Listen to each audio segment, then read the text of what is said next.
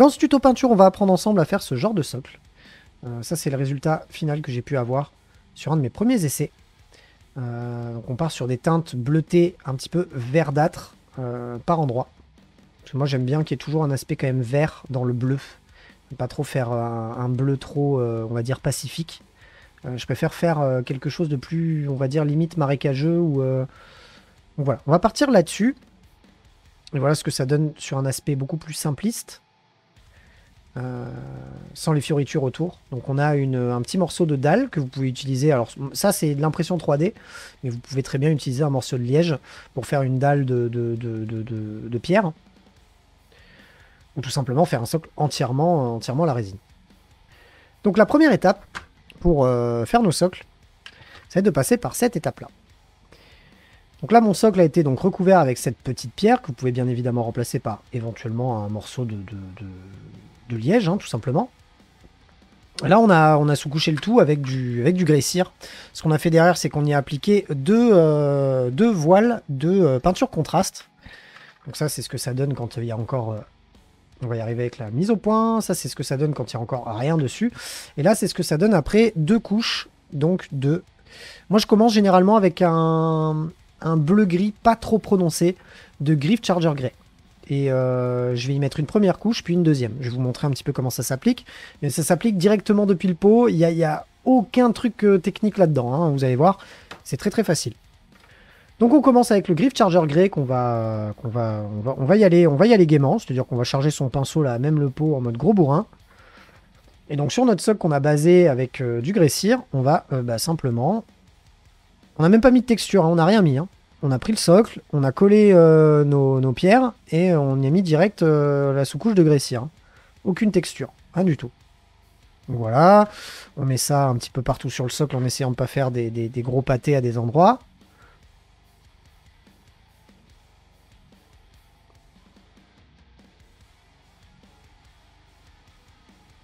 Hop, voilà. Donc ça, après, on va laisser sécher et on va y faire après un deuxième passage.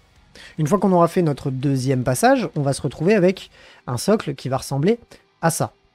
Donc là, on va utiliser la peinture dans le frais. D'abord, on va coloriser notre rocher, puis ensuite, on va coloriser l'ensemble du socle pour lier un peu le tout ensemble et donner un range de couleurs un petit peu plus, on va dire, fourni que si on avait mis qu'une seule couleur. Et si on utilise de la contraste, c'est parce qu'on a envie justement qu'il y ait des impuretés. On a envie que le grain du socle, en fait, les socles Games Workshop sont très très bien pour ça. Ils sont déjà, si vous voyez, on peut distinguer déjà un grain, alors qu'on n'a mis aucune texture dessus. Et du coup, la contraste, comparée à une peinture de base, va du coup s'accumuler à certains endroits et pas à d'autres. Et du coup, ça va créer des dégradés, mais complètement, de manière complètement naturelle. Donc une fois qu'on a fait nos deux couches de grès cire, on va passer à des couches de peinture qui sont un petit peu plus prononcées en termes de range de couleurs, puisque là on est un petit peu pauvre chromatiquement parlant, on est un gris un peu bleuté, mais c'est pas vraiment engagé en termes de couleurs. Donc ce qu'on va faire, moi ce que j'ai tendance à faire, donc déjà on va coloriser notre rocher, hein, tout basique, on va y aller au Basilicanum Grey, parce que c'est une peinture d'un gris les plus neutres possible et qui fait très bien la pierre. On n'aura plus qu'à faire du petit brossage sur la pierre après, ça sera très très simple et ça va nous prendre environ 30 secondes chrono. Donc là aussi, hein, on charge notre pinceau en mode gros bourrin et on y va gaiement, hop, sur l'ensemble de notre pierre.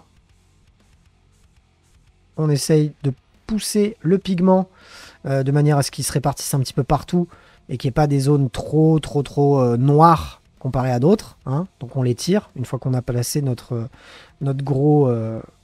grosse goutte de peinture. On les tire, on fait les petites bordures. Hop. On est tout bon. Hop. Voilà, la bordure est faite, ça nous a pris environ 15 secondes. On a réparti notre peinture, histoire de ne pas faire trop de tâches. On l'a mis surtout dans les creux pour bien marquer les creux entre les rochers. Encore une fois, vous pouvez utiliser du liège, ça marche aussi. Moi, j'ai une imprimante 3D, je peux faire des pierres comme ça, mais tout le monde n'a pas d'imprimante 3D. Donc une fois qu'on a fait ça, directement, dans le frais, on va prendre du verre. Moi, j'aime beaucoup le Plague Bearer Flèche, qui nous permet de faire un aspect eau stagnante, ou comme s'il y avait de la mousse ou des algues qu'on ne verrait pas, qui sont vraiment très petites et qui se seraient insinuées sur l'embase de la pierre et surtout sous le niveau de l'eau. Donc ce qu'on va faire pour ça, on va directement prendre notre verre, on va en mettre sur tout le contour de notre rocher, comme ça, de manière un petit peu aléatoire, hein, on peut y aller, hein. Hop. Et dans le frais, donc c'est-à-dire en manipulant déjà le gris qui est sur notre rocher, on va en rajouter. Hop. En mélangeant la teinte avec le gris. Et parce que vous allez voir, une fois que ça aura séché, eh ben les transitions ne se verront quasiment pas.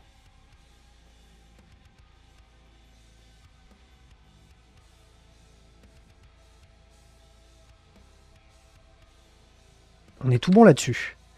De suite, directement, et toujours dans le frais.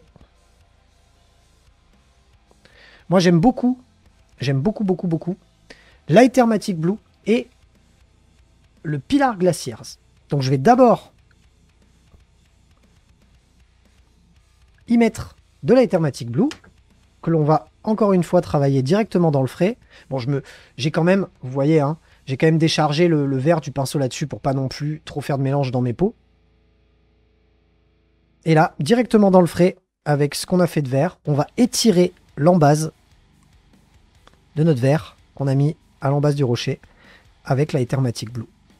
Hop, et on en met sur tout le socle, sur toute sa surface. Et comme ça, on arrive à créer des petites transitions qui se verront même plus après entre notre bleu et notre vert.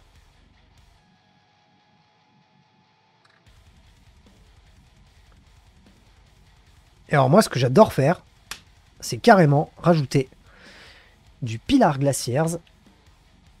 N'oubliez pas de bien secouer les pots avant de les utiliser, hein. La contraste a vraiment besoin de récupérer ce qu'il y a au fond des pots. Et là, on fait pareil. Travail dans le frais. On va déposer... Alors là, c'est du bleu très très très bleu, hein. Donc il va falloir le déposer... On va un peu plus sniper les zones. Donc là, vous voyez, j'ai mis des gouttes, hein. Elles se voient, hein. Et là, hop.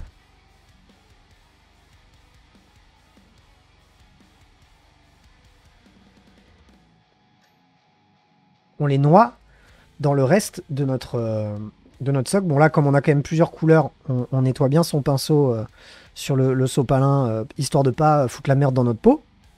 Et hop, on fait pareil de l'autre côté. On met 3 petits points, 3-4 petits points, et après hop, on lit ça avec le vert et le bleu de la Aethermatic Blue. Et là, on se retrouve... Moi, j'adore cette teinte. Ça fait mer un peu des îles. Moi, j'aime bien, voilà, j'aime beaucoup cette teinte. Et là, vous voyez, ça nous a pris environ... quoi 5 minutes en tout pour faire tout ça. Donc là, on est au premier stade. Bien évidemment, là, il va falloir attendre que ça sèche. Et on se retrouve juste après pour la suite. Voilà ce que ça donne après séchage. On va simplement maintenant faire plusieurs brossages à sec successifs pour pouvoir donner un petit peu de vie au rocher et même à cet effet d'eau, on va dire. Donc le rocher, hein, très basique. Hein. On part derrière sur du downstone. Avec un bon pinceau de brossage bien pourri, parce que les pinceaux de brossage de toute façon ne tiennent jamais très longtemps. Donc j'en achète de plus en plus pourris. Hop, on secoue. Hein, comme d'habitude, pour un brossage à sec, les gars, on trempe la pointe de notre pinceau. On en enlève le surplus. Sur un sopalin, un bout de carton, un bout de plastique, une planche en bois, ce que vous voulez. Et une fois qu'il n'y a presque plus rien sur votre pinceau, hop, c'est parti. On va se faire un petit brossage sur l'ensemble du volume de notre petit rocher. Hop. Alors on peut faire des mouvements de bas en haut, on peut faire des mouvements circulaires, c'est un peu comme on veut. Faut pas trop appuyer sur son pinceau parce que ce qu'on ne veut pas, c'est que la peinture aille dans les creux. Et ce qu'on veut, c'est surtout marquer les arêtes. Hop. On peut même y aller avec un deuxième petit passage du downstone. Voilà, là on commence à récupérer une teinte grise un petit peu plus claire que notre base. Nos creux restent bien marqués. On distingue quand même encore un peu de vert sur les bords. Donc on peut imaginer de la mousse ou des eaux un peu stagnantes sur les bords du rocher. Et ça lie très très bien en fait notre rocher à l'embase du socle. Une fois qu'on a fait ça, on se fait une dernière petite éclaircie de ce rocher. Moi généralement je le fais à l'Ultuan Grey parce que l'Ultuan Grey a quand même un petit peu de bleu dans son gris, ce qui permet de donner quand même un petit peu une teinte un peu moins neutre qu'avec un Célestra Grey ou ce genre de peinture. Et donc comme d'habitude, on enlève le surplus sur notre petit sopalin. Et là on va y aller encore plus doucement. Et on va vraiment marquer, vous voyez, l'arête. Hop. Et on va faire ça tout le tour de notre socle, tranquillement, avec que des mouvements de va. Hop. De haut en bas. On peut éventuellement le faire un peu au milieu, entre les pierres. À chaque fois qu'on voit des jonctions entre nos petites pierres. Hop.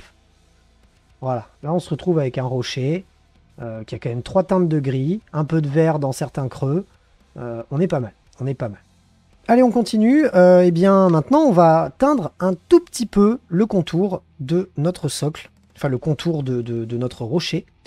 Pour faire peut-être comme un effet d'écume à notre teinte verte, bleue, un peu marécageuse, ou même limite un peu vert, bleu turquoise, mer un peu Caraïbe, on va dire. Hop, on va y aller là, par contre, avec... on va y aller, pour faire ça, on va y aller avec du white scar. Là, on veut du blanc, blanc, blanc, blanc. Et alors là, on va y aller très, très, très doucement, les gars, parce qu'il faudrait pas faire des gros traits blancs tout dégueulasses sur notre socle. Donc, on va y aller vraiment très délicatement.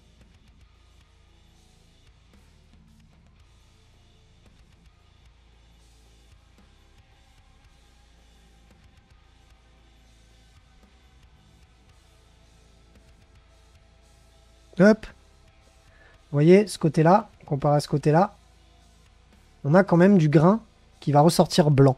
Et ça, c'est pas mal, parce que ça va donner déjà un effet sous notre résine.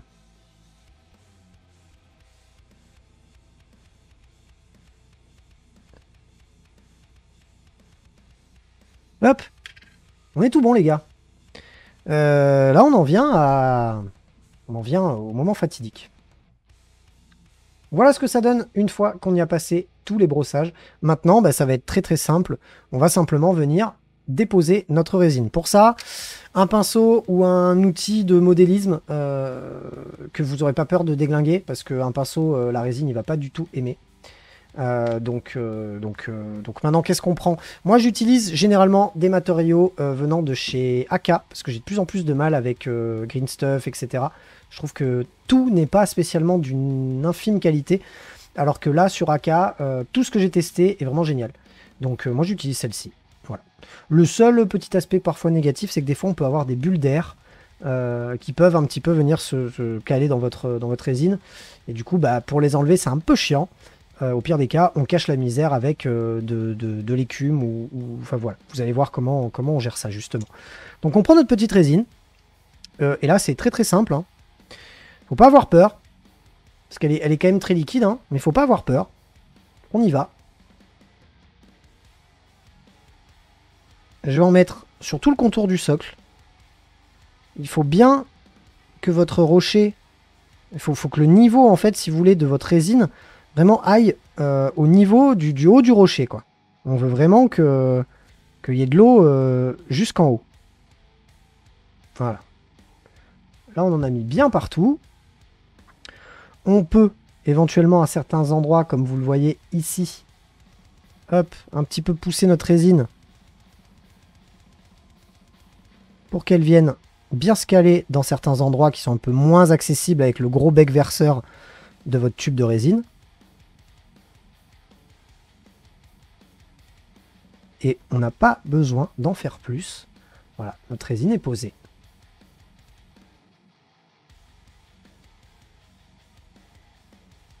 Et en effet, vous pouvez utiliser, oui, un chalumeau. Moi, généralement, j'utilise un bistouri. Et pour les bulles d'air, je crève les bulles d'air avec un bistouri ou avec une aiguille ou un cure-dent. Voilà. Donc une fois qu'on a déposé notre résine, bah, on va pas pencher notre socle, hein, parce que bon, on en a mis quand même beaucoup. Il faut pas que ça dépasse. Après, vous pouvez toujours avec le doigt passer comme ça sur le rebord de votre socle et en enlever le surplus. Là maintenant, vous pouvez utiliser une lampe à UV. Alors moi j'en ai plusieurs types, hein. J'ai celle-ci que j'utilise quasiment jamais, que vous pouvez utiliser comme ça, mais vous allez rester comme ça bien longtemps et c'est un peu chiant. Moi j'ai une lampe UV avec une cabine, vous la mettez, alors, ça peut paraître, mais c'est une lampe UV à 15 balles, et quand je dis une cabine, c'est placé sur un pied de micro et mis à l'arrache par terre. Donc ça coûte rien. Comme ça au moins vous pouvez faire sécher ça correctement. Parce que la résine met quand même un certain temps à sécher.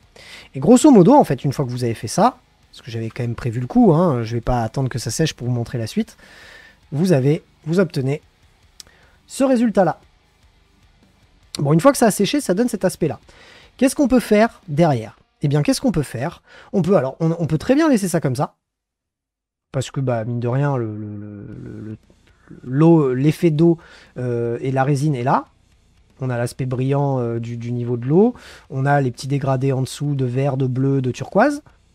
Mais si on a envie, on peut très bien utiliser un autre produit qui nous permet de faire de l'écume comme si la mer avait eu un petit peu des remous.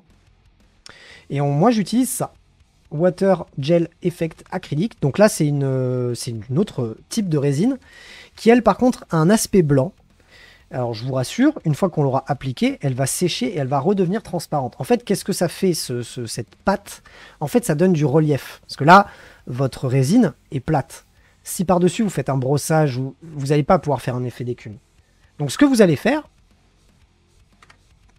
vous allez prendre votre petit outil de modélisme et vous allez prendre un petit peu de cette espèce de pâte blanche et vous allez en mettre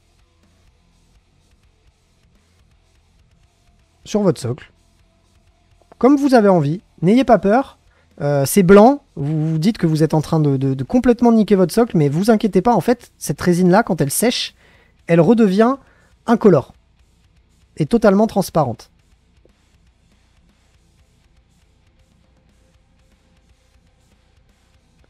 Donc vous pouvez évidemment faire plein de choses, vous pouvez faire un tourbillon d'eau si vous avez envie, vous pouvez faire juste des remous sans sens particulier. Vous pouvez faire plein de choses, ça dépend. Vous pouvez même l'utiliser avec un pinceau, hein, si vous voulez vraiment la répartir comme vous voulez. Moi, j'ai généralement tendance à le faire de façon aléatoire. Hop. Donc voilà, là, on en a bien mis de partout. On a bien l'impression qu'on a tout niqué. Mais ne vous inquiétez pas. Une fois que ça a séché, le rendu n'est pas du tout le même. Voilà ce que ça donne une fois qu'on a appliqué toutes nos petites recettes. On va remettre ça sous les UV ou tout simplement en séchage, à l'air libre ou au soleil, ou enfin pas trop au soleil mais devant une lampe ou devant une lampe UV pour que ça aille plus vite. Et en fait, une fois que c'est terminé, vous allez avoir cet aspect-là. Alors bien évidemment, cet aspect-là, vous l'avez en effectuant un dernier brossage de White Scar sur cette zone-là. C'est-à-dire que tout le relief que vous pouvez voir qui est blanc là-dessus, eh bien c'est la pâte blanche que vous avez juste avant qui a séché, qui est redevenue incolore, donc initialement à l'œil nu elle ne se voit pas. Et ce que je vous conseille donc de faire, c'est de faire un brossage à sec de blanc directement dessus, sur cette zone, de manière à faire ressortir l'écume de l'eau. Moi, je suis moins fan. J'ai tendance à pas trop le faire. Mais bon, pourquoi pas. Ça peut donner encore un effet, hein, comme si l'eau venait se casser sur les rochers. Donc voilà, à faire. Petit brossage à sec de White Scar. Ce que vous pouvez encore faire pour finaliser, je l'ai fait. Au final, j'ai refait un brossage derrière parce que je trouvais que ça les avait trop atténués. J'avais remis un petit coup d'Aethermatic Blue par-dessus la résine pour reteinter encore un petit peu la résine. Mais au final, je ne trouve pas que ça ait apporté énormément à mon socle. D'ailleurs, derrière, j'y ai remis un brossage à sec de White Scar de manière à faire ressortir l'écume du socle. Et puis, bah voilà, une fois que ça a séché, que vous avez terminé, vos multiples brossages, bah voilà ce que ça donne. Donc, voilà ce que ça donne avant. Donc, avec une simple bombe de sous-couche et un premier passage de griffe chargeur grès. Voilà ce que ça donne une fois qu'on a fait tout ce qu'on avait à faire en termes de contraste et de travail dans le frais, puis l'application de la résine. Et après, on y applique notre petite pâte blanche, donc le Water Gel Effect acrylique de chez AK, ou de chez Prince Auguste, ou de plein d'autres. Et une fois que ça a séché, sous la lampe UV, ces parties blanches qui sont du relief vont devenir incolores, et on n'aura plus qu'à y faire notre dernier petit brossage à sec de blanc pour faire ressortir l'écume sur le niveau de notre eau. Donc donner un petit peu de relief à notre eau plutôt que de faire de l'eau plate, on va dire, hein, plate comme la Méditerranée par exemple. Mais moi j'aime bien, En effet, moi je trouve ça joli comme ça. Maintenant, c'est un parti pris. Vous avez le droit de faire plein de choses. Hein. D'ailleurs, vous pouvez y rajouter, comme là, des petits bits de chez les idonettes, ou comme là, des algues ou des coraux que vous pourrez très bien imprimer en 3D ou commander directement. Je vous mettrai le lien d'ailleurs dans la description. Un site que j'aime beaucoup qui donne beaucoup de petits bits qui peuvent vraiment faire de très très très beaux socles. Vous pourrez d'ailleurs y retrouver ces types de rochers plats. Donc voilà, c'est bien évidemment, vous pouvez faire tout ça avec des matériaux de chez vous, des touffes d'herbe, des écorces d'arbres, du liège. On n'est pas obligé systématiquement de passer par de l'impression 3D ou par un prestataire. On peut très bien faire ça nous-mêmes. Bon, vous allez quand même, mine de rien, avoir besoin de résine liquide si vous voulez faire cet effet d'eau. Voilà pour le tuto socle, eau, mer, marée, rivière. J'espère que ça vous a plu. Si c'est le cas, n'hésitez pas, comme d'habitude, à y mettre le pouce bleu, le petit avis en description, ce que vous aimeriez voir. En termes de tutoriel, c'est une des premières vidéos. J'espère qu'elle vous plaira. On essaiera d'améliorer la qualité et le rendu au fil du temps. Merci à vous.